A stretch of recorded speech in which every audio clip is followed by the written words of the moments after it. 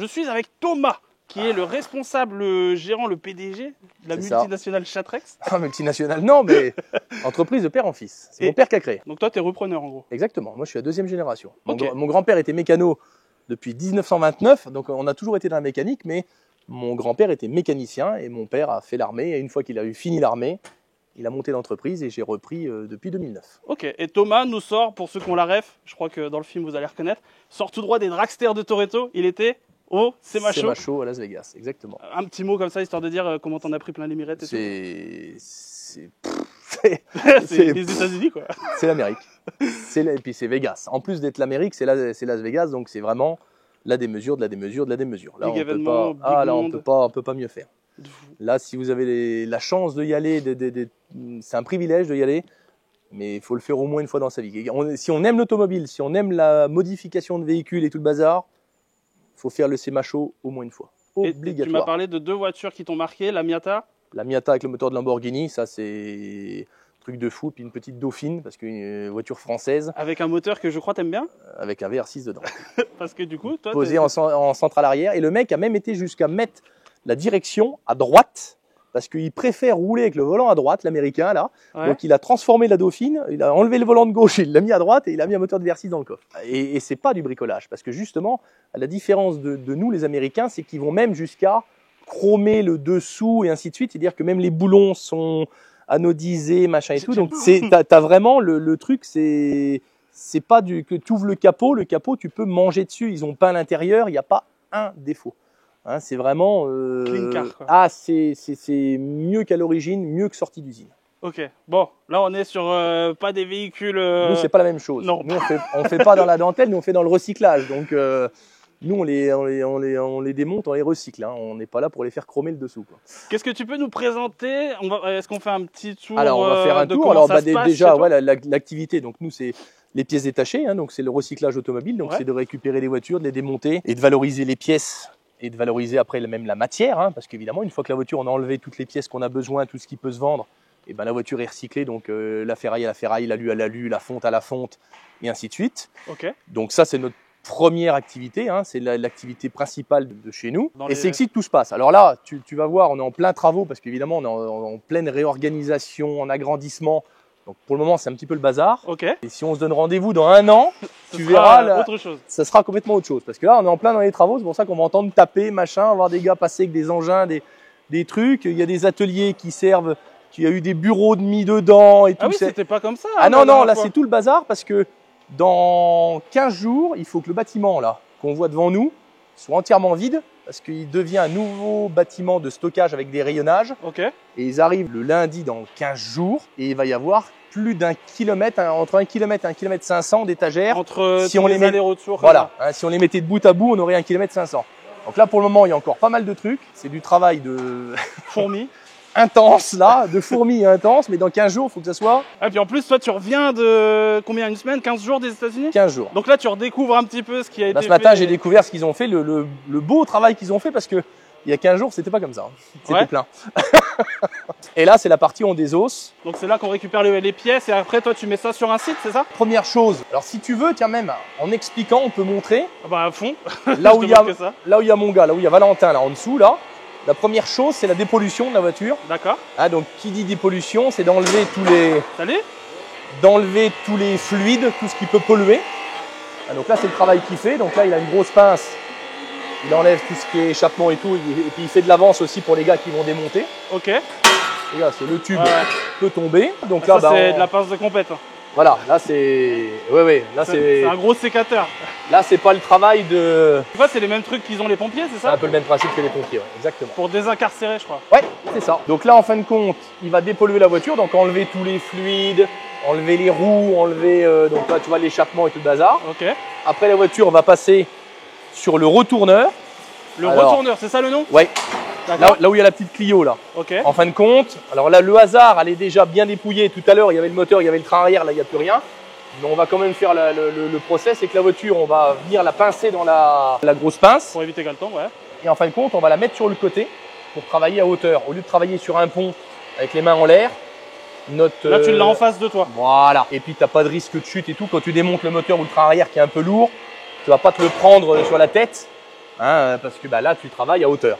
Et évidemment, pour faciliter tout ça, tous nos postes sont équipés de palans et ainsi de suite, donc des palans qui sont surdimensionnés. Pour prendre les moteurs et pour tous prendre les les moteurs et ainsi de suite. Donc après, les moteurs sont triés, sont dépouillés derrière, là où on fait l'épicerie, comme je dis tout le temps. Oh, t'as le nombre de pièces.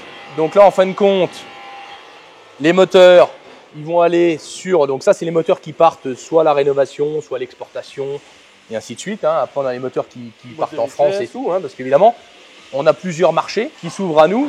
Voilà, là, donc là, c'est le retard de rangement. Là, tu filmes le bazar, dans un an, tu l'auras plus, ça. Ouais, non, mais... C'est que tout simplement, c'est tout ce qu'il y avait de l'autre côté qu'ils ont rapatrié là. D'accord. Et en fin de compte, le moteur, on va venir le dépouiller donc sur la table élévatrice, là, pour enlever les morceaux qu'on n'a pas besoin, pour enlever les durites qu'on n'a pas besoin, pour enlever le faisceau. Parce que le faisceau électrique, comme c'est du cuivre et tout, ça c'est recyclé. Donc ça part dans une benne à part. Et puis après, suivant à qui ou à quoi est vendu le moteur, soit il part à la matière, soit il part à l'exportation, soit il part pour le magasin, Okay. à qui voudra bien l'acheter. Ce qui est sûr, c'est qu'on a la chance sur le marché de l'automobile et le marché du recyclage, c'est qu'on a, on a toujours une solution, on a toujours un débouché.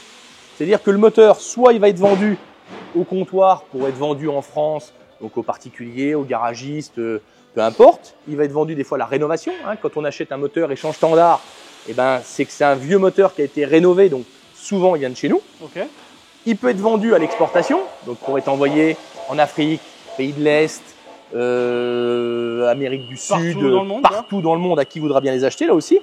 Et si vraiment on n'a pas réussi à le vendre, au pire du pire, il va partir à la matière parce que le moteur est constitué d'alu, de fonte, de ferraille. Donc, de toute façon, au pire, il sera valorisé. À chaque étape, le moteur perd de son prix, hein, évidemment, parce que le plus cher, ça va être au comptoir. Et puis au dernier ressort, ça va être à la matière, c'est là que ça va être le moins rentable. Mais on en fera toujours quelque chose. Voilà. C'est ça qui est intéressant. Il y a toujours un truc à faire. Il y a toujours un débouché et on prend l'exemple des moteurs comme on est au moteur, mais c'est partout pour le reste. Hein. C'est-à-dire que pour les trains arrière, pour les démarreurs, pour un phare, il y a toujours un débouché. Oui, parce que du coup là on voit que des pièces mécaniques, voilà, mais il y a aussi des éléments de carrosserie. Mais on vend, alors, exactement. Ah, je suis content, je me sens privilégié là, la petite visite. Ah, là, c'est presque ça. Là, tu vois, c'est toute la carrosserie justement qui est en retard de rangement parce que comme le nouveau bâtiment est en train d'être installé, il va être installé dans 15 jours. Donc c'est toute la production de 15 jours, 3 semaines qui est là, que dès qu'il y aura le nouveau bâtiment. Là, c'est 15 jours. Ah oui. Ah oui, quand je suis parti, c'était tout clean, il n'y avait plus rien. Oh la vache. Là, en gros, ils vont faire une dizaine de voitures par jour. Donc une dizaine de voitures. On va pas s'amuser à récupérer toutes les portes parce qu'il y a des portes qu'on vend pas, puis il y a des portes et tout abîmées. Mais si déjà tu comptes 1 à 2 portes de récupérer par voiture, ça fait déjà 20 pièces par jour de carrosserie quasiment. Ouais, c'est vrai. Donc multiplié par 10, multiplié par 5 jours et ainsi de suite, ça fait vite de la pièce. Hein. La vache.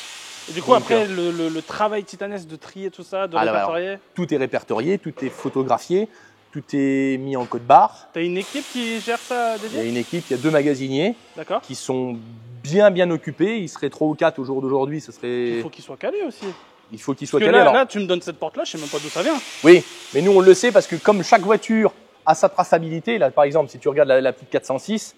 D'accord, ils ont leur petite étiquette. Voilà, chaque voiture a son numéro d'ordre. Donc grâce à ça, tout est tracé. On va savoir quel jour on l'a rentrée, d'où elle vient, combien on l'a payé. Okay. Et tout le cycle de vie chez nous de la voiture, chaque numéro est unique, hein, évidemment. Chaque voiture qui rentre, c'est pas une 406, c'est la 406 17001 par exemple.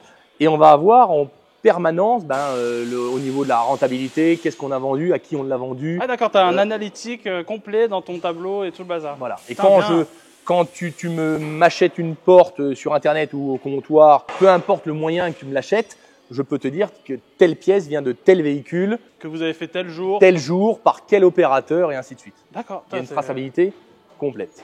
Et ça, c'est pas nouveau chez nous, ça fait pas loin de 15 ans. 15 ans qu'on est au système de code barre. D'accord, c'est sous ton régime, j'allais dire. C'est mon régime, pourquoi je suis si bon sous ton régime. Ça se voit que je viens d'Amérique. Ouais, je viens aussi des États-Unis du coup. Non, mais ton régime, j'allais dire empirique, c'est sous ton règne, on va dire. Ah non, alors c'est depuis qu'il y a. Oui, parce qu'il y a du temps de mon père. Mon père avait tout le système de traçabilité, oui, mais papier, pas code barre ni informatique, parce que ça se faisait quasiment pas. Et puis c'était pas son truc l'informatique. Alors moi je suis pas un expert en informatique non plus, mais juste. Tu sais mettre les bonnes personnes aux bons endroits et tout ça. Exactement. Là, Ok. on a les logiciels, on a les logiciels qui vont bien. On n'a rien inventé, hein. C'est des trucs qui sont, c'est pas notre création le logiciel, hein. C'est un truc acheté, hein, de la profession, qui a été créé pour la profession et qui nous permet de travailler beaucoup mieux et puis d'être sûr de la traçabilité, de la qualité de la pièce. Hein. Quand on achète une pièce chez nous, c'est la pièce, ça vient d'une voiture, c'est pas une pièce parmi tant d'autres, c'est de telle ou telle voiture. Avant de passer sur un autre sujet, c'est celui des voitures que tu trouves pour des tournages. Ouais. Juste parler un peu de ton père, du coup, qui a lancé l'entreprise. Ouais. Comment ça s'est passé pour lui? Alors mon père, donc fils de mécanicien, il a toujours voulu, c'est-à-dire quand il était jeune, quand il avait 18 ans, il a toujours voulu avoir une casse, hein, parce que maintenant on est des centres de recyclage automobile, mais avant on était des casseurs, après on est devenus des démolisseurs, et puis maintenant on est des recycleurs. D'accord. On fait toujours la même chose, mais un autre mieux. Nom, voilà, ouais. C'est plus éthique, c'est plus machin. Voilà, le travail est toujours le même, c'est juste que maintenant on a des outils, donc que ce soit des outils informatiques ou des outils mécaniques pour travailler qui sont quand même beaucoup mieux qu'avant. Avant, on travaillait avec ce qu'on avait, on avait des ponts et tout, mais on n'avait pas de l'informatique. Mon père, il travaillait sur des fiches, quoi, des fiches papier, quoi. Alors, il y avait quand même des tenues de stock, mais c'était aléatoire. Plus aléatoire. Il pouvait y avoir des erreurs. Là maintenant, avec l'informatique, il y a moins de problèmes. Donc ça te facilite tout. Ça facilite la vie. Et mon père a créé l'entreprise, tout simplement. Il a toujours voulu faire ça.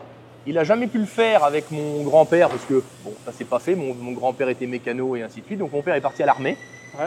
Et une fois qu'il a été en retraite militaire, donc en retraite militaire, il était en retraite à 39 ans. Hein. Quand tu es militaire de carrière, c'est assez tôt. Et il a quitté l'armée pour créer l'entreprise. Et il l'a créée comme il voulait la faire 20 ans avant, mais bon, il n'a pas pu la faire.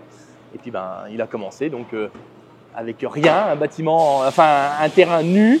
Il a fait construire un bâtiment. C'était déjà ici? C'était ici, il a construit ici. Hein, il est parti d'un terrain vide. Et puis une voiture, 2 voitures, 5 voitures, et puis maintenant 2000 voitures.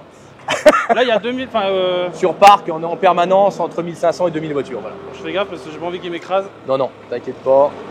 Ok, et peut-être qu'il avait un attachement particulier avec certaines voitures, parce que tu me parles souvent des Dauphines, des Golf. Alors oui, il a toujours aimé les voitures, grandir, mais il n'a jamais collectionné de voitures ni rien. D'accord. Parce que quand il a commencé l'entreprise, il n'avait pas beaucoup de moyens. D'accord. Déjà, donc il n'en a pas gardé à l'époque. Alors c'est bien dommage parce que les coccinelles, les 2 chevaux, les DS. Ouais, il en avait passé plein, ouais. Des centaines, mais bon, il n'y en a pas une qu'il a gardée. Et il n'a jamais été collectionneur.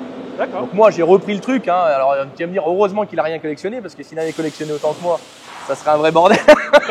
Tu collectionnes du coup, toi tu as plein de caisses. Il y a déjà les Golf. Moi c'est les Youngtimers en général. Donc c'est toutes les voitures de ma génération. 80, hein. 90. Voilà, 80, 90, 2000. Hein, les Clio RS, les Mégane RS, les Renault Sport. Ok. Tout ça c'est mon truc. Et puis un peu les vieilles. Alors évidemment là il y a une Dauphine qui est là. C'est aussi au gré de ce qui rentre, de ce qu'on me propose. Moi j'aime toutes les voitures. Donc des clients me vendent une voiture, ils me disent tiens j'ai ça à vendre.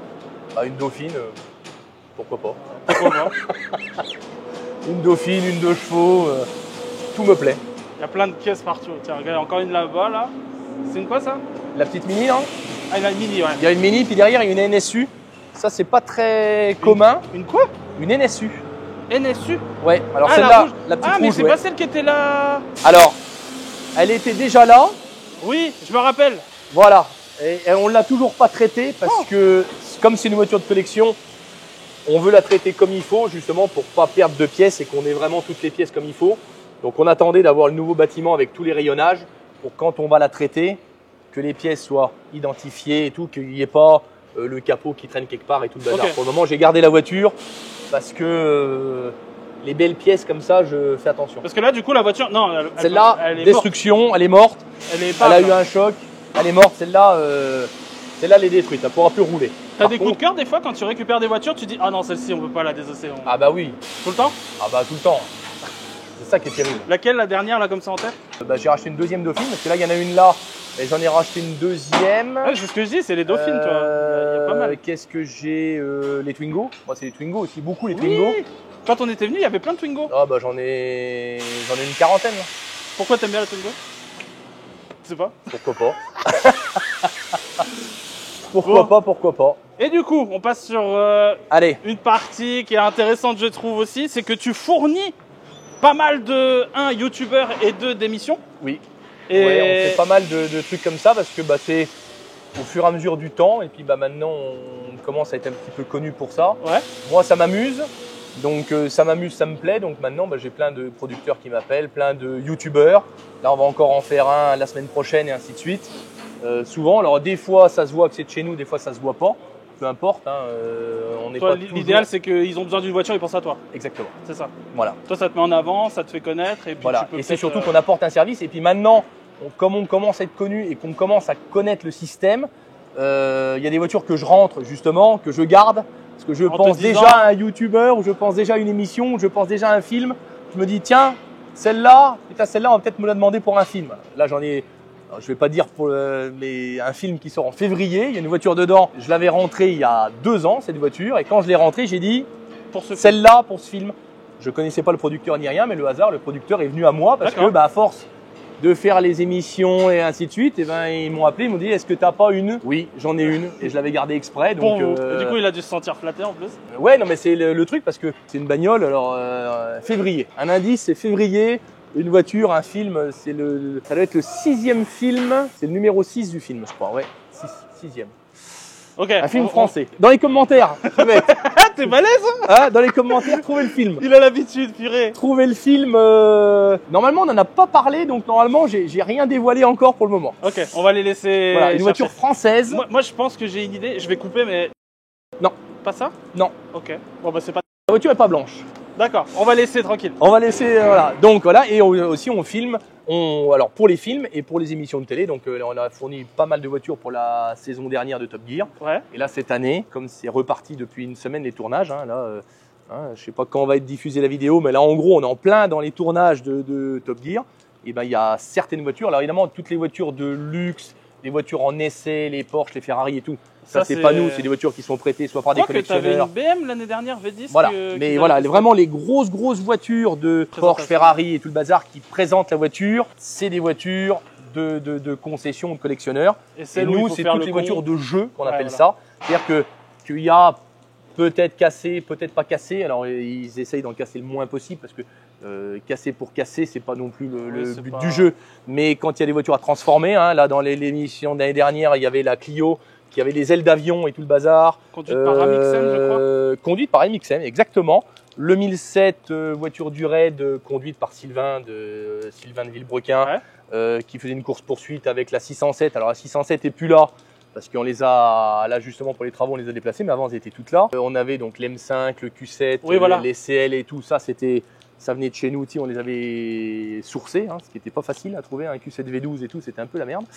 Mais on y avait trouvé. On a le Crossfire qui n'est pas là parce que ce week-end on fait un événement et justement il y a une séance de drift et tout le bazar. Donc on a un pilote qui n'a pas gagné malheureusement, je voudrais bien parce que je l'aime beaucoup, mon petit Steven, mais qui a participé déjà 2 fois aux 24 heures du Mans et qui va être là pour une bonne action, pour le Téléthon, pour faire des baptêmes et tout. Donc on va le faire avec le Crossfire qui a tourné dans l'émission. Donc comme ça on va emmener des personnes et récolter un peu d'argent pour le Téléthon. On a l'Audi TT. Ouais, la TT, alors c'est avec le cul de 3 mètres de long. Avec le cul de 3 mètres de long. Voilà, l'Audi elle est là. Parce qu'elle elle est pas facile à garer là. Donc elle est là.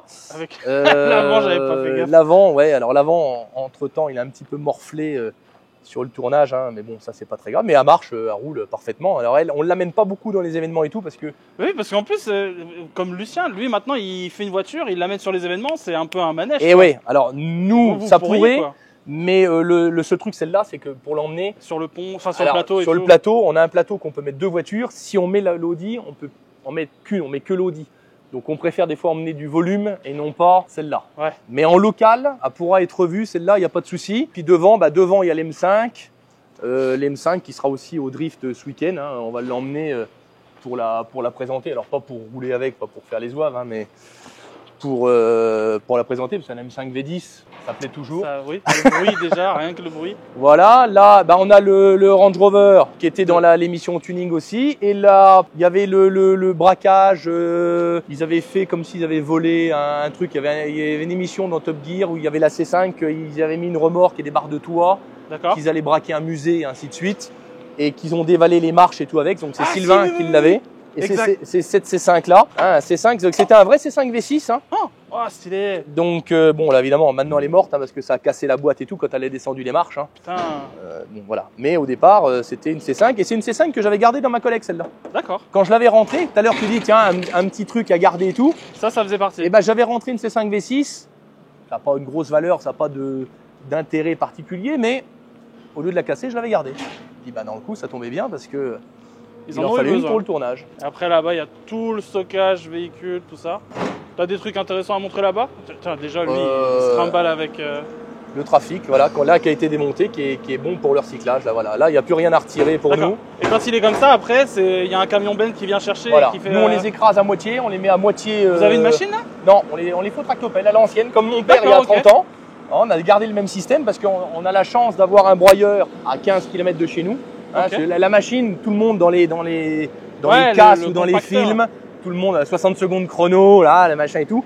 Ça, dans nos professions, c'est fait pour gagner de la place. D'accord. C'est-à-dire que quand tu es en zone industrielle ou que tu as un broyeur qui est loin, pour les stocker, pour qu'ils viennent les chercher moins régulièrement, on va dire, on les compacte. C'est juste pour gagner de la place. Hein. Ça n'a aucun autre intérêt. Nous, on a la chance d'être sur un terrain de plus de 5 hectares et demi. Donc tu peux stocker un peu. Donc nous, on a de la place. On est au milieu de la campagne. Il n'y a pas d'histoire de zone industrielle et tout qu'on a emmerdé. Et on a un broyeur à 15 km. Donc quand ils viennent, il y a moins besoin qu'elle soit compactée parce que le transport est facile. Ouais, c'est pas comme si le camion, il fallait qu'il fasse 100 bornes pour emmener les épaves. Emmener des épaves sur 100 bornes, là, ça coûte cher. Sur 15 km, ça coûte pas cher. Donc nous, elles sont juste compactées à moitié, juste réduites, juste pour une question de place chez nous, voilà, qu'elles prennent un peu moins de place et pour que ça soit plus facile à transporter dans les camions. J'entends bien. C'est ici qu'il y a les 2000 voitures. Voilà. Du coup, il y en a qui sont en attente, il y en a qui... Alors là, dans tous les parcs qui sont ici, là, les parcs grillagés, là, c'est justement beaucoup de voitures qui sont bloquées en attente de décision. C'est-à-dire que quand on la rentre d'assurance au départ, la voiture, la plupart du temps, on ne peut pas y toucher tout de suite. Hein. Quand une voiture arrive chez nous, c'est pas instantané, on la prend, on la démonte, on la dépollue. Ouais, parce qu'il y a peut-être un truc où ils vont la... Eh ben, il y a le truc que le client, déjà, faut qu'il envoie les papiers à l'assurance, il faut que, enfin, il y a tout un, il y a tout un process. C'est pas instantané. Ouais. Donc, eh ben, faut attendre. Et une fois que c'est débloqué, eh ben, la voiture passe en dépollution, en démontage. Il y a des mois de travail là. Oui, bah, il y a en permanence. Donc, on rentre à peu près 1200 voitures à l'année. Donc on a quasiment un an d'avance toujours de stock. C'est-à-dire qu'on traite 1000 voitures, on en rentre 1000, mais il y en a toujours 1000 de rab au cas où. mais du coup, c'est quoi le process vraiment? C'est vraiment les assurances qui vous contactent ou c'est le... Alors, les voitures, elles arrivent. Soit fin de vie d'une voiture, tu as une vieille voiture, la voiture, elle est plus en état, ni rien de rouler. Tu nous l'amènes ou tu nous appelles, on va la chercher et on la recycle. Donc ça, c'est toi qui décides. Ça, c'est par exemple la 106, ça se voit, c'est typiquement une voiture de particulier que le gars il avait laissé dans son jardin ou quoi. Sorti de grange, on va dire. Voilà. Et puis à un moment, au début peut-être il croyait la refaire ou la garder ou la vendre. Il l'a pas vendue ni rien. À un moment il nous appelle, il dit bon, faut venir la chercher, on vient la chercher. Clac. Mais là, quand elle est comme ça, tu vas pas la... Alors là, on va pas en faire grand chose, on va juste la dépolluer. Ah, tu la dépouilles quand même, quoi. À toutes les voitures, là, que ça toi, soit... Ça te donne pas envie de la refaire ou quoi? Ah non, une 106 comme ça, non. Une XSI, oui, mais une 106 normale. D'accord, ok. Non, ça, puis non, ça c'est des voitures... On va lourd. Au tas. Comme on dit, au tas. On a le tas, et voilà, au tas. Ça, c'est des bagnoles typiques. C'est pas là-dessus qu'on va faire de la marge, qu'on va faire du truc. Hein, parce que c'est une voiture comme ça, si j'envoie mon camion la chercher, donc mon camion, mon chauffeur, l'administratif et tout, ça, c'est un véhicule qui va à la fin soit rien me coûter, soit me perdre un petit peu d'argent. Je vais pas vous faire pleurer, on n'est pas malheureux, mais non, mais voilà, ça c'est typiquement, mais ça fait partie de notre travail. C'est-à-dire que on va aussi bien rentrer une Porsche qu'une 106 pourrie qui était dans un terrain. Voilà, bon évidemment, ce qu'il faut, c'est qu'à la fin de l'année, il y ait eu des belles et des pas belles, et puis que on ait pu payer tout le monde, les fournisseurs, les salariés.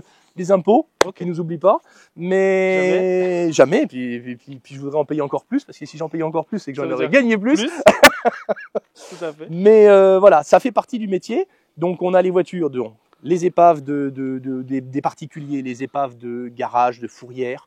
Hein, c'est là aussi, des fois, le gars il a un accident, il n'est pas assuré, il laisse la voiture au garage, le dépanneur, hein, ça arrive. Les voitures de fourrière, les voitures qui sont abandonnées dans la rue et tout, donc nous on est à la campagne et tout, on n'en a pas énormément, c'est pas la même chose que les fourrières à Paris, à Montpellier, à Toulouse et ainsi de suite, mais ça existe aussi, hein. Il y a quand même des fourrières, même à la campagne.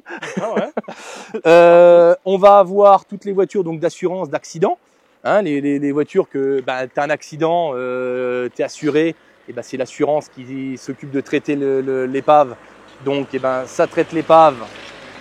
Ça c'est le voltigeur chez nous, tu vois, on a des voltigeurs. Ah, je croyais que c'était une voiture pour aller se faire défoncer, mais en fait non, ça c'est mon gars qui est le démonteur de parc, parce qu'évidemment on a plus de 100 000 pièces en stock, informatisées et tout, mais il y a toujours la pièce qui n'est pas démontée, qui n'est pas informatisée, que le client l'a commandé, ainsi de suite. Donc il y a le gars du parc. Il vient, il cherche la voiture. Il cherche la voiture et tout le bazar. Donc ça c'est courageux, parce que putain. Mais non, mais elles sont toutes comme les parcs. On sait exactement où sont les voitures. Ah, c'est un petit plan et tout. Comme les voitures, tout à l'heure sur la 406, le 17001, et avec le code barre et tout, toutes les voitures dans chaque parc sont référencées. C'est-à-dire que si y a un de mes vendeurs au comptoir qui lui demande le phare de DS3, la DS3 numéro je ne sais combien, la 28 358, comment le vendeur du comptoir va savoir que il y a la pièce qui est là, parce que la pièce a été expertisée, même si elle n'a pas été démontée, elle a été expertisée. Et en fin de compte, le voltigeur, donc le démonteur de parc, hein, si on veut être plus explicite, il va venir dans le 1, 2, 3.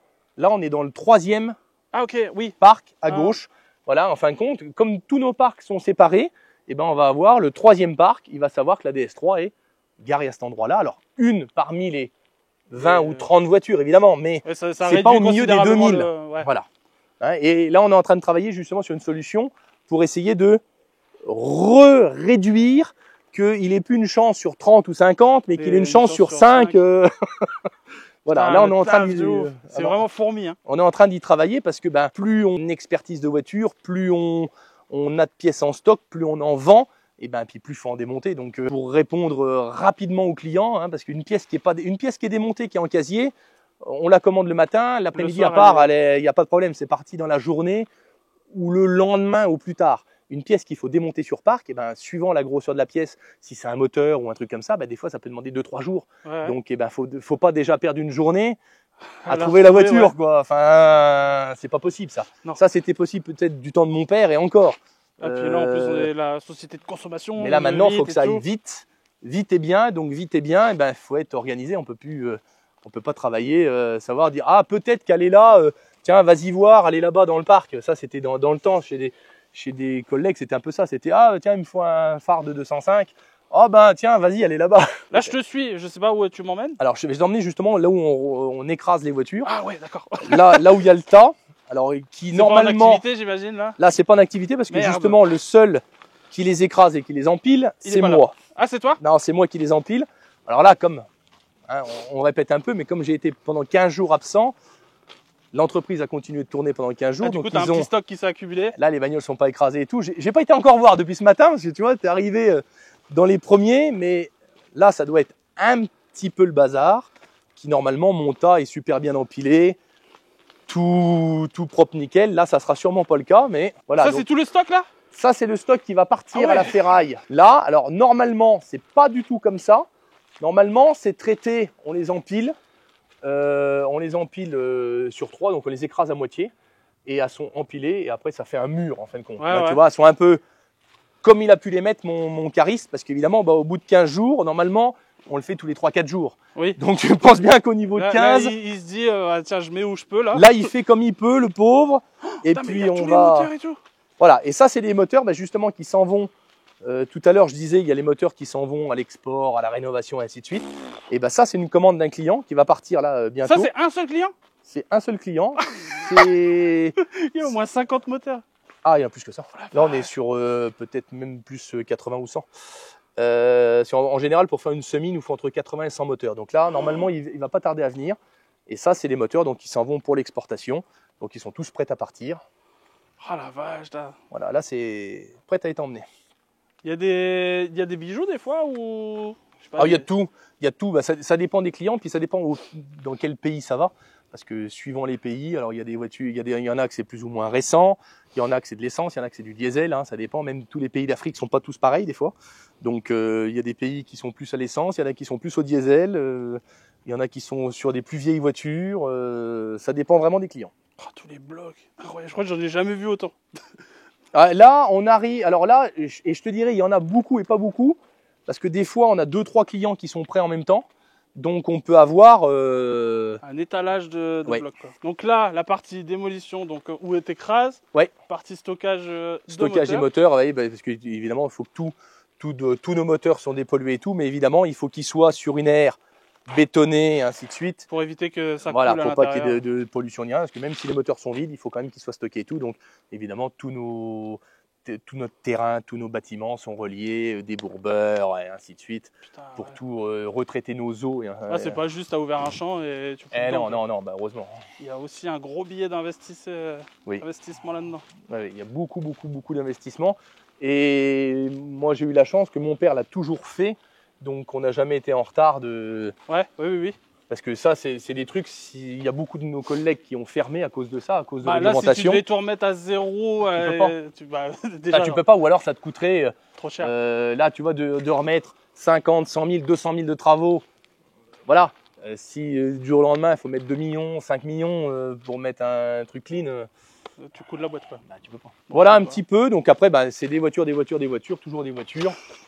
Hein, c'est un rassaut, mais de voitures cassées, quoi. Voilà, elles attendent à passer au démontage. Alors ça peut être sous 15 jours, 1 mois, 2 mois, 3 mois. Puis ça va dépendre aussi de la demande qu'on a. Il y a des voitures qu'on va s'amuser à démonter parce que on vend tout en permanence. Hein. Ouais. Donc là, on ne perd pas de temps à les stocker sur le parc. Ouais, et puis tu il y a des vois voitures. qu'il y a de la demande de ça et du coup. Voilà, là, tu vois, on est dans les 4x4 et tout. Il y a pas mal de 4x4 et tout qu'on s'amuse pas trop à démonter d'avance parce que bah, des 4x4 déjà, ça fait beaucoup de pièces.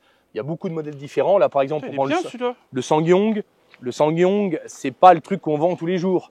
Donc, on préfère le garder sur parc pour quand un client a besoin d'une pièce, on la démonte au dernier moment pour pas et perdre de la place en stockage et pas le gars qui va vouloir, tu vois, une pièce de 207 et tout, il y en a partout. Donc, ça va être une pièce bien précise. Là, sur un 4x4, des fois, il peut nous demander le boulon du truc, du renvoi de direction. Et ça, si elle passe au démontage, c'est pas forcément des pièces qu'on va garder. D'accord, ouais. Parce que ça demanderait des fois beaucoup trop de main d'œuvre et on n'est pas sûr de la vendre. Donc limite là, elle est en mode comme si elle était stockée dans l'entrepôt, mais ici en état. Voilà. J'attends et quand le gars veut le truc, le moyeu débrayable et tout qui est spécifique, là on l'a et on peut lui vendre. Là, ce genre de caisse, ça vaut le coup qu'il y ait quelqu'un qui vienne. Comment tu l'as appelé le gars là? Le voltigeur. Le voltigeur. Ça vaut le coup qu'il vienne perdre un peu de temps ici. Voilà. Parce que déjà, c'est des pièces qui valent des fois plus cher et puis des fois des pièces grosses et lourdes. Donc s'il fallait toutes les démonter, toutes les stocker, ces grosses pièces, ouais. Ça fait des fois beaucoup de manutention pour pas grand chose. Et puis ça va te blinder ton 1000 km, enfin ton 1000 mètres de. Exactement. Donc il y a des bagnoles qu'il faut pas s'emmerder à démonter tout de suite. De toute façon, les voitures sont expertisées. Donc quand je dis expertisé, c'est qu'on a un expert que quand la voiture arrive, il va checker avec sa tablette qu'est-ce qui est bon, qu'est-ce qui est pas bon. Il va tout vérifier sur le Là, sur chaque voiture, il y a un expert qui est passé systématiquement. Exactement. Donc en gros, on sait que même, tout à l'heure je te parlais de la DS3, mais là, si on veut prendre l'exemple du Sangyong Family, c'est un Sangyong Family, hein, c'est pas courant ça. S'il y en a qui veulent des pièces, hein, chatrex.fr, ils envoient. Je mettrai dans la description le lien. S'ils ont un Sangyong Family qu'ils cherchent absolument, j'ai tout, mécanique et tout marche. On va savoir justement, je parle de mécanique, mais le moteur, quand le véhicule est rentré, il a été mis en route, testé, vérifié et tout avant d'être dépollué. Donc le moteur, moi, il est en stock virtuel dans la bécane, dans la base de données. Et si on me demande un moteur de Sangyong et tout ça, je suis capable de le fournir. Et puis dans le coup, au lieu de l'envoyer sous 24 heures, des fois il va être envoyé sous 48 heures. Mais au moins il a. On sait qu'on l'a et on sait où il est. Ouais, il va rechercher une voiture pour la mettre dans le. Voilà, la ramener la dépollution. À la dépollution. Donc c'est ça, tu récupères la voiture, il y a une experte qui passe dessus qui te dit c'est bon, elle est à toi. Voilà. Toi tu la mets en dépollution. Et on la démonte. Et après tu l'écrases. Et on l'écrase, t'as tout compris. Ok, c'est bon, le process. Je vais ouvrir ma casse demain. C'est le process, on va dire, simple. Voilà, un truc standard. D'accord. Et toi, tu as ta partie atelier là-bas où tu fais un peu des véhicules perso? Alors, on a l'atelier de mécanique qui nous permet de préparer les voitures. Déjà, les voitures qu'on vend, on fait un petit peu d'occasion. Donc, les voitures d'occasion. Ouais, un petit peu. Bon, alors, beaucoup moins qu'on faisait, parce qu'on s'est vraiment plus reconcentré sur la partie pièces. D'accord. Mais on a la partie voiture d'occasion, on a la partie garage classique pour les clients, hein, qui viennent pour une révision, pour une vidange, pour changer les pneus, pour changer les freins. D'accord, il y a quand même un fait garage. Ça. Ok. On fait aussi, alors surtout aussi les clients qui viennent chercher une pièce qui n'ont pas forcément de garagiste attitré ou qui ont un moteur à changer, qu'ils savent que le moteur est mort, mais ils n'ont personne pour le changer. Okay. On fait aussi ça, changement de moteur, changement de boîte. Hein, toutes les pièces qu'on vend, on peut les monter. Attends, je te reprends juste bien une seconde. évidemment. Twingo ici, Twingo là-bas. Twingo, Là, là, il y a tout, il y a ouais, toutes celles que j'ai plus de c'est place ce à l'abri. C'est le parc à Twingo. C'est le parc à Twingo, ouais. Je vois une Fiat Panda aussi, c'est ça? Ah, c'est même pas une Panda, c'est une Marbella. C'est une Seat qui était sous la même base que la Fiat Panda, mais badgée sous Seat. Ok.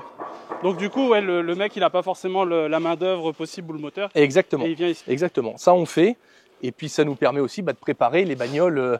Tout à l'heure, on parlait des voitures du cinéma, des émissions de télé et tout.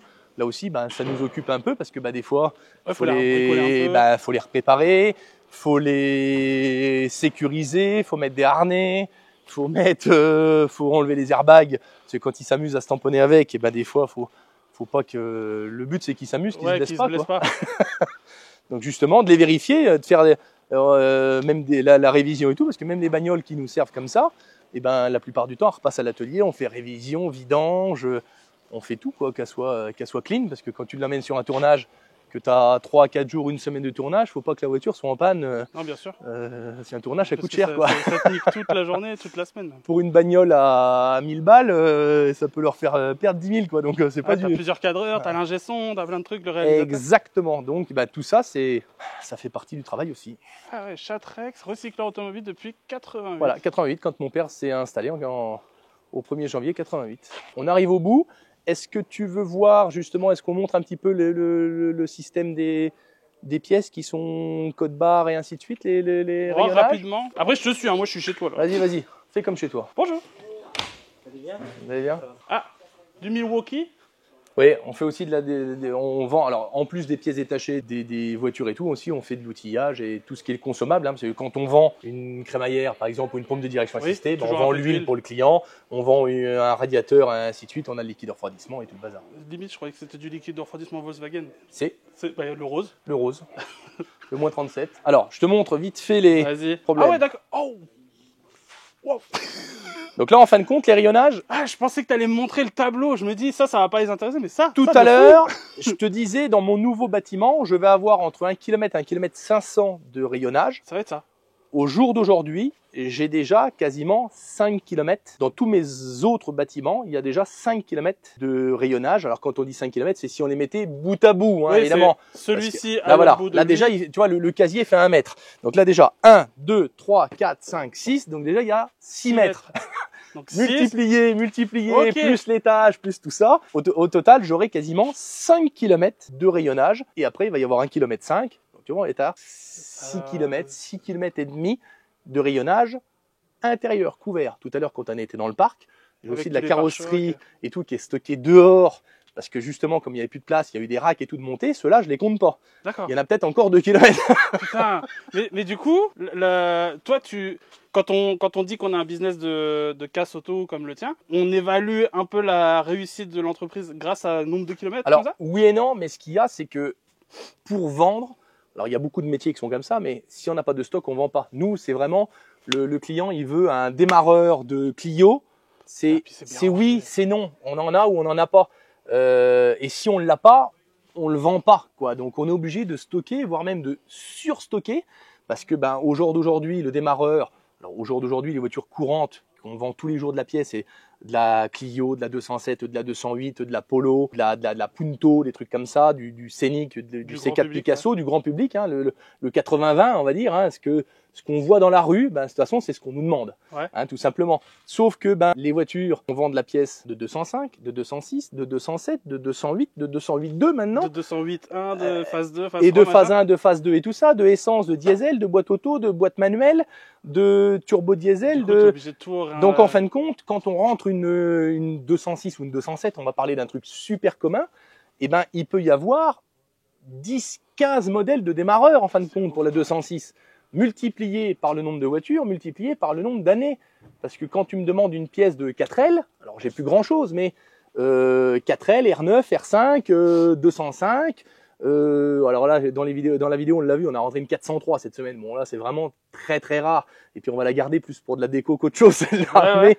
Mais ça va des années 50 à l'année 2023-2024, hein, des voitures de 2023, on en a démonté des voitures pour un an là. Il y a des accidents tous les ans avec n'importe quelle voiture. Et voilà, donc en fin de compte, on a une multitude de pièces et une multitude de modèles, donc on est obligé d'avoir énormément de rayonnage et de casier parce que ben, une pièce de 2023 va peut-être pas se vendre tout de suite. Par contre, évidemment, si là on a démonté une Golf 8 par exemple, la Golf 8, même Ça, si on la foulée. ben, c'est sûr qu'au jour d'aujourd'hui, je vais pas vendre le démarreur comme ça, je le démonte, je le vends. C'est sûr que non, parce que la Golf 8, elle est récente, mais je vais le vendre dans 6 mois, dans Ouais, un an. prévois, quoi. Mais il va falloir le stocker parce qu'on l'a traité, on a acheté la voiture. Enfin, on va pas, si on n'a pas de demande, on va pas béner la pièce, quoi. Ouais, bien sûr.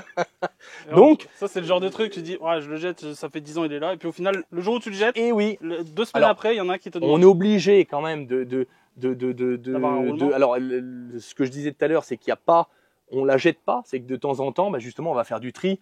Là, on est dans l'allée des démarreuses alternateurs. Et ben, les démarreuses alternateurs, on va en mettre à la rénovation, on va en mettre à l'exportation. C'est-à-dire que quand on en a 10 ou 15 modèles du même modèle et qu'on en a vendu 5 dans l'année, parce qu'évidemment, comme tout est tracé et ainsi de suite, on va savoir nos stocks et tout. Bon, on va dire, allez, on en a vendu 5, on en a 15. Il y en a On 10, peut en mettre 10 à l'export, comme ça tout de suite, ça nous fait de la place et ça nous fait une rentrée d'argent aussi, parce que ça fait il nous faut de la trésorerie, c'est de l'argent qui dort. Des milliers d'euros Alors, qui dorment. des milliers, oui et non, parce qu'une pièce a de la valeur quand elle est vendue. C'est-à-dire que tout de suite, là, une pièce, elle m'a coûté de l'argent, parce qu'en fin de compte, on l'a été chercher la voiture, on l'a dépolluée, on l'a démontée, on l'a informatisée. Là, aujourd'hui, tout ça, ça me coûte de l'argent. C'est pas c'est ça, c'est que ça dort, c'est ici, quoi. Ça dort. Donc, le but, c'est aussi d'avoir des multitudes de canaux de diffusion pour vendre au comptoir, sur Internet, de vendre dans toute l'Europe, hein, quasiment. Pour plus on en vend, plus on est content. Hein. On en revient au truc. Un client chez nous, oui, un client, ils sont tous les bienvenus. Parce que suivant les régions, suivant les pays, suivant les demandes, c'est pas la même demande, quoi. Bien sûr, bien sûr. Voilà, hein, suivant. Est-ce qu'on peut aller dans l'allée des turbos, s'il y en a une? Alors non, il n'y a pas d'allée de turbo parce que. Et non, les turbos, on en démonte très peu parce que quand on vend un moteur, la plupart du temps, le moteur est vendu avec complet et il est vendu avec son turbo. Donc les turbos, les injecteurs, les culasses, chez nous, il y en a quasiment pas, ou alors c'est vraiment une fois de temps en temps. S'il y a besoin d'un turbo, il faut nous appeler, il faut nous contacter avec les références et tout, et on peut à ce moment-là, sur un moteur qui est bon mais qu'on en a en une certaine quantité, on peut vendre un turbo. Si on n'a qu'un seul moteur avec le turbo, il reste complet, il reste complet, il partira avec le moteur complet. Par contre, quand il y en a un turbo d'un litre 6 HDI, on en vend aussi très régulièrement parce que on a plusieurs on a pas mal de moteurs en stock. Quand il y a besoin de démonter un moteur, un turbo, on enlève le turbo du moteur. Ok. Voilà, mais les turbos de Golf, les turbos de BM et tout, il n'y en a pas. Les TDI 150 ARL, là, je n'en ai pas. Alors, j'en ai pas au jour d'aujourd'hui. Alors, ça n'empêche pas que dans 15 jours, faut pas ils peuvent nous demander, parce qu'évidemment, les voitures rentrent tous les jours. Hein. Ouais. On rentre entre 6 et 10 voitures par jour, donc tout de suite, il n'y en a pas. Ça se trouve, tout à l'heure, quand on va filmer l'arrivée du camion, ça se trouve, il y a une Golf qui arrive. Tu vois, je ne le sais pas du tout, parce que comme je débarque, mais on ne sait jamais. Voilà, donc toutes les pièces. Hein, donc, tu vois, là, alors, c'est pas l'allée des turbos, mais l'allée des petites pièces. Si on veut un Lehman de Xantia, pour la voiture à Jean-Claude. Voilà, tu veux de caméra café, bien évidemment. Tu veux un klaxon de Boxer 3, tu vois, qui est spécifique avec le truc et tout. Et le Boxer, il est identifié. Les étiquettes à chaque fois, quoi. Le véhicule était de 2021, tu vois, on va avoir le numéro et tout, on va savoir tout, la traçabilité et de la pièce et de la voiture. Quand tu vois le nombre de trucs. Voilà, donc là, t'en as. Il y en a, on a en permanence à peu près un stock de 100 000 pièces démontées, informatisées. Putain. Et toi, t'en as démonté combien de tes mains? Ah, de mes mains, beaucoup il y a longtemps, de moins en moins maintenant. Ah bah oui, t'as plus le temps, tu délègues et tout ça, quoi. Voilà, et puis tu vois, là, tu as, on a notre médo à nous, hein. C'est pas le médo que vous connaissez, c'est notre médo de chez Chatrex, et lui qui justement, rentre les pièces en stock, informatise, met des codes barres et tout. Donc tu vois, si on veut un enjoliveur de phare de E46, tiens, de BM, pour les amateurs de BM, même ça, c'est démonté, c'est informatisé, c'est pris en photo et ainsi de suite. Allez-y, chef. Ok, lui il rentre tout un par un pour dire je l'ai foutu voilà, dans tel rayon. Et je l'ai mis dans tel rayon, ça vient de telle voiture et ainsi de suite. Et là, par exemple, ça vient du démontage là-bas. Oh, là où quand je dis il fait l'épicerie au niveau des moteurs et tout, sur le moteur quand on le vend, on enlève la pompe de direction assistée et tout. Et là, tu vois, là on va avoir un alternateur d'Iveco là, tiens, qui est. Il est nickel. C'est du neuf d'occasion, on n'en peut pas mieux faire.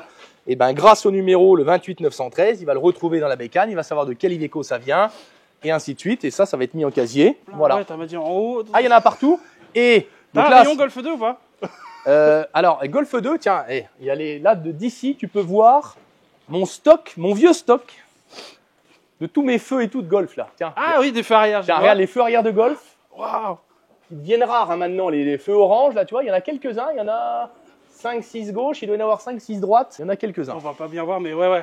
Moi, j'ai quelques vieilles pièces. J'ai un peu de pièces de coccinelle aussi. Coccinelle, Golf 1, Golf 2. Il me reste 1 ou 2 pièces de Sirocco. Les premières. Ouais, les premières. J'ai des nouvelles aussi. Enfin, on va dire les nouvelles, c'est presque pas. C'est commun, hein, c'est de la Golf.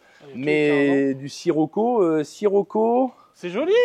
Transporteur, j'ai du transporteur aussi. Décoré comme ça. Transporteur. T3, T4, ouais. Voilà, donc là, on est dans les casiers des boîtes de vitesse. Grosses pièces, donc les moteurs, les boîtes, les demi-trains, les crémaillères et tout. Oh là là. Et toujours sous le même principe, tout codifié, code barre. Il y a une autre odeur ici que là-bas. Ça sent un peu l'huile ou quoi au casse. Alors comme là, c'est que de la pièce mécanique, c'est vrai. Ça sent, comme quand tu rentres chez un marchand de pneus, tu sais, ça sent l'odeur du pneu. Là, c'est vrai que ça sent le. Alors il y en a qui te diraient ça sent le cambouis. C'est ça, oui, non mais complètement. Mais c'est vrai qu'il y a une odeur. Je reconnais l'odeur de boîte, ouais, l'odeur de. C'est ça. Ah oui, parce que même qu'à son vidanger, même qu'à son bouchonnet, t'as toujours les odeurs d'huile. Il n'y en a pas qu'une ou deux, quoi. Là, il y en a. De toute façon, c'est pas dur. T'en as moteur boîte de démonter en stock en permanence. C'est entre 800 et 1000. Voilà, là, il y en a encore pas mal qui sont pas rangés. C'est la production de cette semaine. Hein. Donc là, comme normalement, ils font le lundi. Mais comme le lundi était férié, on est 11 novembre hier. Donc il y a une journée en moins. Oui. Donc là, ça va être un peu plus la course. Une journée de moins. Hein. Des leviers de vitesse. Ouais. Incroyable. Ça aussi. Oui, parce qu'en fin de compte, tout sur une caisse. Tout se vend parce que le levier vient merder, hein, les leviers de boîte auto, ça par exemple. Tiens, ça vaut juste une fortune. Ça, c'est une pièce qu'on va vendre entre 80 et 150 euros suivant le modèle, suivant et tout ça, avec les câbles. Si tu vas juste chez le concessionnaire acheter le câble, c'est le prix de truc que ça va coûter entre 2 et 300 euros le câble. Donc voilà. Et puis ça, quand c'est bon, parce qu'il y a un câble. Il est coupé, il n'est pas coupé, quoi. Il est grippé, il n'est pas grippé. S'il est bon, il est bon, quoi. La même chose sur un bocal. Il est percé, il n'est pas percé, quoi. Et là, voilà. Et ça arrive que tout ce qui est les bocaux de lave-glace et tout, hein, quand on met du lave-glace été en hiver, alors bon, chez nous, dans nos régions, ils gèlent pas trop, ça va. Ouais, non, mais il se fragilise. Moi, j'avais ça sur ma Golf 2. Et puis des fois, même, il gèle et puis il pète, quoi. C'est ça. Donc, et un bocal, tiens, va acheter un bocal chez Volkswagen, tiens. ça vaut une fortune. Je suis toujours. L'atelier de mécanique. Il y a toujours ma Golf 2. Elle n'a pas bougé. Ah si, elle était ici. Elle était ici. J'ai toujours un problème de frein et comme j'ai pas eu le temps c'est les cordonniers les plus mal chaussés, donc j'ai toujours pas eu le temps de le faire. Donc voilà, elle est là, elle va y passer un moment à l'atelier, mais pour le moment elle n'est pas faite. Tiens, et là c'est l'atelier. La boîte à Lambert, hop. Ouais. Notre ami Valentin. Donc là l'atelier, donc là ils sont en train de faire la maintenance sur le pont. Donc là le hasard, il n'y a pas grand chose dans l'atelier, mais révision, vidange. Là par exemple, c'est typiquement ça, c'est une voiture, il y a nos plaques dessus, c'est une voiture qu'on a vendue, c'est une voiture d'un client. Hein, et puis là, elle doit être là pour la révision annuelle. Si je résume, c'est ça. C'est la révision, la vidange, le truc classique. Voilà. Là, c'est une voiture d'un client. Hein. D'accord. Là, c'est que du client. Hein. Voilà. Et puis dehors, là, ça va être le futur. Là, on va avoir l'atelier là, ça va être le parking de l'atelier en fin de compte. Donc là, c'est toujours des travaux. C'est que évidemment, comme on est un peu excentré de la ville, on fournit des voitures de prêt aux clients. Donc j'ai en permanence 15 voitures de prêt. D'accord. Hein, donc il faut les stocker. Les voitures de clients, il faut les stocker. Donc pour pas nous encombrer la partie vente des voitures d'occasion ou le parking des clients, qui des fois était un peu juste, parce que quand il y a pas mal de clients, le parking des fois c'est un peu la truc. Et en fin de compte ici, c'était le parking historique. Quand mon père s'est installé, c'était le parking client qu'on s'était approprié. Et puis maintenant, qui va redevenir pour les clients, pour l'atelier mécanique. Eh ben, voilà. Alors, au lieu de passer par l'extérieur, on va juste passer par là, parce que là, il y a toute la zone expédition qui va être à la place de ces bâtiments-là, à la place de ces bureaux-là. Les bureaux vont être installés, vont être mis sur les côtés, justement pour tout ce qui est expédition. Parce qu'évidemment, plus ça va, plus on expédie de pièces, hein, plus on fait de vente Internet, obligatoirement. Donc, il y a beaucoup de clients au comptoir, mais il y a beaucoup de clients aussi à expédier du colis, donc que ça soit de la boîte à vitesse du moteur. Hein, là, par exemple, tiens, tu vois la boîte, celle-là, elle va être emballée sûrement tout à l'heure. Hein, hop, il va y avoir un coup de fil, mais c'est parti. Là, ça, c'est une commande. Tiens, il y a des jantes qui sont préparées pour un client et tout. Ben voilà, tac, ça va partir. Et tous les jours, ça part soit en petit colis, hein, on commande un klaxon, le klaxon du boxer, Oui, oui. Lui il va être dans une petite boîte, il va partir par la poste, soit il va partir par transporteur, on peut tout expédier. D'accord. Hein, donc le seul truc qui est un petit peu compliqué à expédier, c'est tout ce qui est vitrage. Hein, donc on expédie aussi, mais t'envoies, il est nickel, arrivé là-bas. À la fin, c'est un puzzle. Ouais. Ça, mais voilà, en gros, à part ça, il n'y a pas grand-chose qui nous arrête à expédier parce que un moteur, une boîte, un siège, des roues. Ouais, vous êtes rodé quoi. Oui, puis il n'y a rien de compliqué parce que c'est pas forcément fragile. Et puis après, on adapte le colis à la fragilité, hein, et puis on adapte aussi au transporteur. Parce qu'évidemment, hein, tout ce que tu envoies par la poste et tout, en général, il n'y a pas trop de pertes, hein, parce que quand c'est bien emballé, ça arrive en bon état. Hein, c'est pas... Voilà, donc là, on a un préparateur de commande qui, toute la journée, prépare les colis, expéditions. Il doit en voir des cartons. Ah, et c'est... Voilà, tiens, ça par exemple, c'est ce qui part dans la journée. Hein. C'est ça, monsieur Aliom? Là, c'est ce qui part cet après-midi, Chronopost. Donc ça, c'est les commandes de ce week-end, les commandes Internet, parce que vendredi, quand vous avez clôturé, vendredi, vous étiez à jour. Donc, en fin de compte... Malgré le fait qu'il y en ait beaucoup, il y a toujours un espèce de... Vous êtes dans le timing, quoi. Ah, alors, les commandes Internet, l'avantage, c'est que c'est quasiment que des pièces qui sont démontées en rayon. Donc en fin de compte, le bon de commande, les commandes, en plus, nos logiciels sont faits pour que ça tombe directement dans le système de facturation. Ça lui sort le bon, bam, il a juste à aller la chercher dans tel casier, il prend la pièce, il la revérifie, il y a un deuxième ou troisième ou cinquième contrôle, on va dire, parce que c'est vraiment, il la revérifie au moment de l'emballage et il l'emballe. Donc c'est pour ça qu'en principe, je dis bien en principe, parce qu'il y en a peut-être qui vont dire « Ah, mais j'ai commandé chez Chatrec, j'ai attendu 2 jours et tout. » Oui, ça peut arriver. Alors déjà, vous avez attendu 2 jours. Hier, on était 11 novembre. Samedi, dimanche, on était fermé. Donc là, ça a fait 3 jours. Donc oui, la commande passée dans le week-end part que le mardi. Oui, mais le mardi, elle est traitée dès le mardi matin pour être expédiée dès le mardi après-midi pour être reçue sous 24-48 heures. Hein, ça dépend du transporteur. Et puis ça dépend aussi de la période de Noël, pas de Noël. Ils ont une vie, ces hommes-là. Black Friday, non, mais c'est vrai parce qu'on est aussi, on est dépendant du transport, on est dépendant des grèves, on est dépendant de plein de choses. Ouais. Donc même si la pièce est bien partie le bon jour de chez nous, des fois elle peut mettre une journée de plus que prévu. Ok, ça peut arriver. Pardonnable.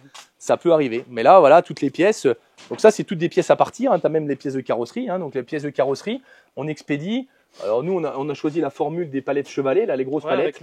Donc ça coûte un peu plus cher et aux clients et à nous en expédition. Par contre, il n'y a pas d'esquintage, quoi. Non. Esquintage, je sais même pas si ça se dit. Non, mais c'est pas mal. Voilà, on a fait le tour. C'est une grosse visite. Et encore. On a fait le tour, donc des casiers, toujours des casiers. Et là, on a la partie. Il y a encore. Alors ça, c'est la partie. Alors chez nous, on l'appelle le musée. C'est qu'en fin de compte, ici, tu vois la démarcation là, c'est quand mon père s'est installé en 88, le premier bâtiment qu'ils ont construit. Ouais. Il est là. D'accord. Donc là, si tu veux voir des pièces avec de la poussière. Souvenir. Voilà, donc il y a des pièces récentes, hein, parce qu'il y a des casiers qu'on s'est réappropriés, hein, donc qui sont tracés, code barre et tout, hein, donc tous les blocs ABS et ainsi de suite. Par contre, il y a aussi... Je sais pas du tout ce qui me réserve. Des vieux trésors. On a des... Oh. Allez, un compteur de HY par exemple, tiens, regarde. Ah. Regarde ça, avec 84 000 km. Pour Lucien. Ah ouais, tiens, pour Lucien, tiens, ça va, il a peut-être plus besoin du compteur maintenant. Ah, parce que du coup, maintenant, tu es bien avec beaucoup de monde, hein. Ouais, on travaille avec beaucoup, on a la chance de travailler avec plein de... Ah ouais, c'est vraiment plein de personnes. Fou, hein. Voilà, mais ça, alors ça, c'est pas forcément des pièces qui sont référencées en code barre. Par contre, je sais à peu près ce que j'ai. J'ai 2 de mes gars qui font partie des murs, que ça fait... donc on est installé depuis 88.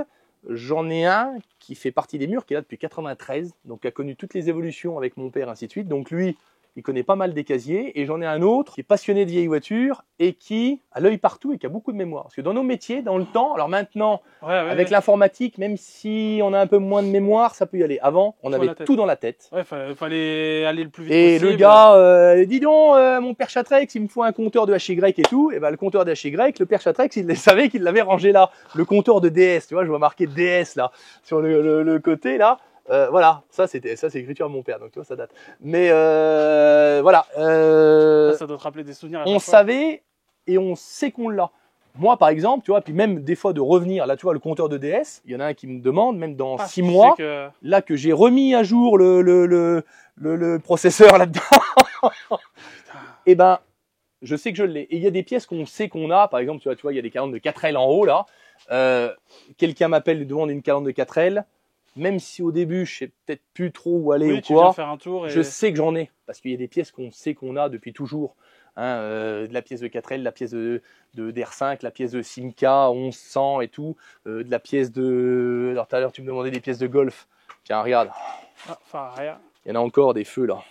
Des feux de coccinelle. Tiens, des feux 2 aussi. Coccinelle, polo, les vieilles polos, les phares de golf. Ok, c'est ici que y a deux, trois trucs bien. Voilà, tiens, tout à l'heure je disais les pièces de Sirocco. J'ai des phares jaunes de Sirocco. Ça une blinde, ça, maintenant. Golf Les 2. clignotants de Golf 2. Enfin voilà, et je sais par exemple, il y en a un côté que j'ai de G60, j'en ai un blanc. Je sais plus si c'est le droit ou le gauche, mais je sais que j'en ai un. Tu vois, si tu me demandes un clignotant de G60, j'en ai un. Je sais pas où il est, mais j'en ai un. Tu vois, donc bah voilà, donc ça c'est le musée. Donc ça fait partie. Donc là, il y a aussi un peu de pièces modernes parce qu'évidemment, au fur et à mesure, tu trouves de la place là où tu peux. Quoi. Bah, là où il y a de la place, il y a de la place, mais là il y a des vieux nanars, un Carbut 205 moteur 104. Tiens, hop. Ici. Il y a plein de vieilles pièces. Donc souvent les gens, on va dire, nous oublient un peu pour les vieilles voitures parce que ils ont une 207 et tout, ils pensent à nous. Ils ont une 205 un peu, ils ont une 204 ou une 104, ils pensent plus à nous. Ils vont chercher dans les bourses, sur Internet et tout le bazar, alors qu'en fin de compte, on a toujours ces pièces-là. Et la preuve en est, la semaine dernière, on a rentré une 403. Alors d'accord, c'est l'exception qui confirme la règle. Hein. Ça fait des années que j'avais pas. Moi, du temps que j'ai repris, j'ai jamais rentré une 403. C'est la première que je rentre. Mon père en avait rentré plein à l'époque. Bon, on est en 2024, j'ai rentré une 403. Donc je vais avoir de la pièce à vendre de 403. Donc faut pas que les gens nous oublient aussi pour de la vieille pièce, de la Visa, mais puis même plus vieux. Hein. La preuve, on a vu de la DS, du HY, du J7. C'est quoi ça, Coxit? Ça, c'est du. Ça peut être un Coxit. Ça, celui-là, ça peut être un Cox. Non, ça, c'est des trucs de Diane ou de. Non, d'estafettes. Regarde, il y a les mêmes derrière. Ça, c'est des estafettes avec les farons. D'accord. Renault estafette. Les estafettes de gendarmerie. Oui. Tiens. Très juste, c'est ça. C'est exactement ça. Bah, tu vois, moi aussi, j'ai la mémoire qui vient ici. Tu vois, il y a des trucs. Mais du coup, ça doit te rappeler plein de trucs de quand t'étais gosse ici. Ah bah oui, c'est là, moi, c'est toute mon enfance. Hein. Là, dans les casiers, là, ceux-là, ce bâtiment-là, c'était vraiment le paradis. Hein. Je te laisse passer. Et quand les clients nous demandent et tout, quand c'est des vieilles pièces, justement, alors je suis pas toujours au téléphone et tout, c'est pas moi qui prends les commandes, hein, il y a des vendeurs pour ça. Par contre, dès que c'est une vieille pièce et tout, il y a une rubrique spéciale. Thomas traite-moi ce client-là, il nous faut ci, il nous faut ça. Là, tiens, ça c'est de la coccinelle aussi. Coccinelle, j'ai des. Il passe, il voit un truc derrière un match. Ouais, mais ça je saurais même pas te dire ce que c'est. Ah si, c'est un silencieux. Ouais, là j'ai pas mal de pièces de coccinelle. Là, c'est les vieux nanars. Alors, il y aura peut-être pas grand-chose. Là aussi, c'est des vieux stocks. Alors des fois, il y a des trucs qui ça sert ou ça sert pas, mais bon, ça fait partie du décor et ça fait partie des souvenirs. Et ça fait partie du folklore. Tout à fait. Voilà, je pense tout avoir expliqué sur le métier à peu près. Je pense. Hein, on a fait toute une visite complète. Tu voulais une vidéo de combien de temps là? Je sais pas, moi j'avais une demi-heure, 3/4 d'heure. Bon, ben, je pense qu'on est. Je suis à 1h07. On est pas mal, avec les 2-3 trucs à couper. Couper 2-3 trucs, ouais. Une petite aparté pour parler du concours qu'on organise nous. Oui. Je t'avais parlé qu'on était en train de lancer un site, etc. etc. Et du coup, tu as pris le truc avec passion et tu t'es dit, bah tiens, je vais offrir moi aussi des lots, je vais devenir partenaire. Exactement. Du coup, est-ce que tu les as en tête? On a fait des bons d'achat, hein, pas mal de bons d'achat, parce que c'est pas facile de dire gagner un démarreur de Golf 2, si le gars est une Mercedes, il va être emmerdé. Mais bons d'achat, ouais, ça paraît. Bon d'achat, comme ça, utilisable, et ben. Directement, comme ça le gars qui gagne, il peut acheter tout ce qu'il veut. Et puis, c'est le plus simple, on va dire, à faire gagner dans des établissements comme nous. Oui, tout à fait. C'est ça le plus simple. Et du coup, tu disais que le projet, ça te donnait. Ouais, carrément. Tout de suite accroché, tout de suite cru à ta bonne idée. Une application. C'est pour ce genre de truc, pour les passionnés, où on se dit, on a envie de donner notre pierre à l'édifice. Toi, c'est en récupérant des vieilles voitures, en récupérant même des voitures accidentées, et tu leur redonnes une deuxième vie. Nous, c'est un autre truc encore, c'est de dire la passion, on peut la vivre de plusieurs manières. Aujourd'hui, on est en 2024.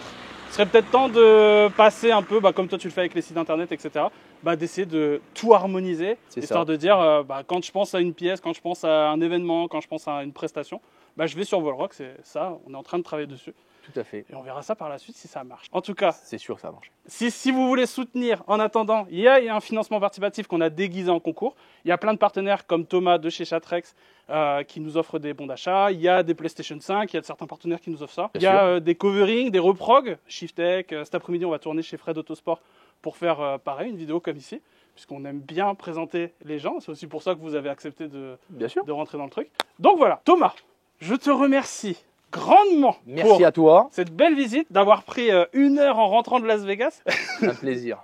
Et ça va, puis en plus j'ai la forme parce que j'ai le décalage horaire mais dans le bon sens là, donc je suis là, tu peux y aller. Ce soir, je serai peut-être un peu KO, mais là pour le moment ce matin ça va. Je te remercie beaucoup pour la visite, d'avoir pris ton temps, merci pour ta confiance surtout. Et puis je pense que je vais rester encore une petite demi-heure avec vous, ou pas de souci. Je sais pas. Et puis voilà. Allez, les amis, super. Merci d'avoir regardé la vidéo. Il y a les prochaines qui arrivent. Ciao, bisous.